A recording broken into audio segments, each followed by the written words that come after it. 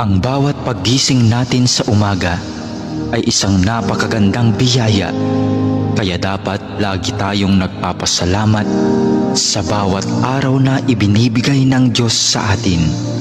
Kaya naman, manalangin tayo sa ngalan ng Ama na siyang lumikha ng langit at lupa.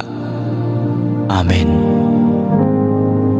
Ama naming makapangyarihan sa lahat, maraming salamat po sapagkat ginising mo ako ngayong umaga. Isang bagong araw na naman ang aking haharapin. At dahil dito, lubos-lubos ang aking pasasalamat.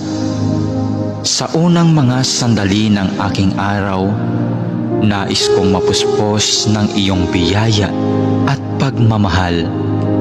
Kaya narito ako upang makapiling ka sa